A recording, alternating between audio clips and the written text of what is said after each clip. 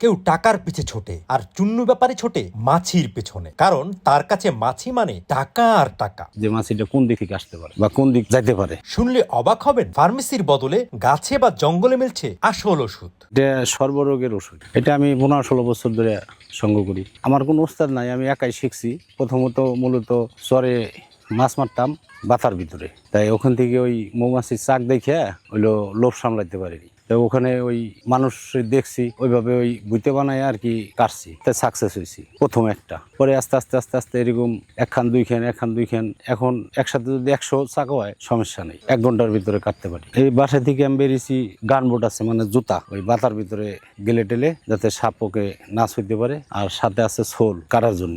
আর পাতিল নিয়ে বেরিয়েছি, দেখা গেল পাইলাম, মধ্যে সঙ্গ করলাম, আর না পেলে ওই দিন নাই। মানে খুঁজে আপনার মাছি চলাচল করে, এই ধরেন এই গাছে বইছে বাতার ভিতরে গাছ দেখা যাচ্ছে, ওই দূরে থেকে একটু দাঁড়ায় থাকলে হয়তো মাছিটা ওঠানামা করে, মানে আপ ডাউন করে, ওইটা দেখে গাছের গোড়ে যাই, যা দেখি চাক আছে, এভাবে সঙ্গ করি। টার্গেট আপনার ফুলে বলতে আর কি দেখা গেছে ফুল ক্ষেতের কাছেও যায় অনেক সময় দাঁড়াই থাকি, যে মাছিটা কোন দিক থেকে আসতে পারে বা কোন দিক যাইতে পারে। মাছি আসে বিভিন্ন লাইন থেকেই, দেখা গেল মানে দূরত্ব কাছে এটা অনুভব করা যায়, এভাবে আর কি জিনিসটা সংগ্রহ করি। আক্রমণ শিকার ওই 2-একটা দেয়, ওই অনেক সময় বাঘ করার সময় বা অনেক সময় কাটতেছি হয়তো ভেঙে নিবে গেছে, হয়তো কোনো ভুল হয়েছে। এই জিনিসটা আবার হলো অনেক হিসেব আছে, এটা হলো পবিত্র জিনিস, নাপাক শরীরে কোনো চাকা হাত দেওয়া যাবে না, শরীর পাক থাকতে হবে, কাপড় চোপড় পাক থাকতে হবে।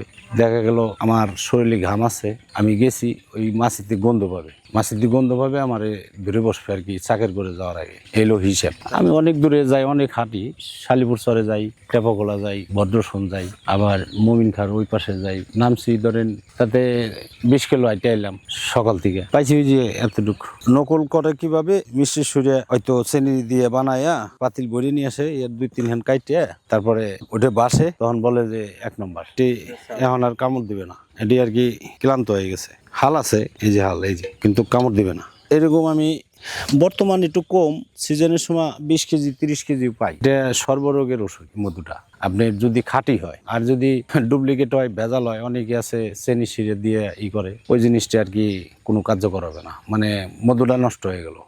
মাছিতে যখন কাজ আমার ধরেন হাতে দিল, যেমন এই যে বহু আছে স্পট, হাতে দিলে ওই সঙ্গে সঙ্গে হালটা টানতে বাই করে লাগতে হবে। বাই করার পরে ওই জায়গাটা চিমটি দিতে হবে, চিমটি দিলে ওই জায়গায় একটা হালের যে একটা বিষ, ওই বিষটা বেরিয়ে যাবে। বিষটা বেরিয়ে গেলে আর ফুলবে না। এটা সব জায়গায় বানানো যায়, কিন্তু ওই বৃষ্টি বাদল আসলে পরে ওই একখানতে বানাইলে দরজাga আর কি চালান যায়, ওই জায়গায় আগুন ধরে ধোঁয়া দিলে আর কি মাছি সরে গেলে তখন কাটে নিয়ে আসি। আগে মাছ ধরতাম, মনে করেন সবসময় মাছ পাওয়া যায় না, আবার চাকও সবসময় পাওয়া যায় না। যে সময় আপনার চাকের গড় সিজন, তখন মাছ মারি। এই যে আপনার বৈশাখ মাসের পরে থেকে আর কি মাছ মারবো। শহর অঞ্চলে একটু বেশি পাওয়া যায়, শহর অঞ্চলে আপনার ফুল বেশি, আবার এখন আবার আমাদের দেশে বেশি উপরে। যেমন রোদ্দুর উঠলে গ্রামে গঞ্জে মনে করেন গরু বাছুর থাকে, তো ওরা আবার খেপে, ওই দেখা গেছে আমি কাটে গেছি বা ধুমে দিয়ে দিছি, ও যাই আক্রমণ করছে, তখন ক্ষতি করে। ওই কারণে ওই রোদ্দুর উঠলে আর কি আমরা চক পাতারে যাই, আর একটু ঠান্ডা হলে গ্রামগঞ্জে ঘুরি, ওই তখন কাটলে ওরকম। এগুলো উপরে যাই, উপরে গেলে বিক্রি হয়ে যায় 1200-1500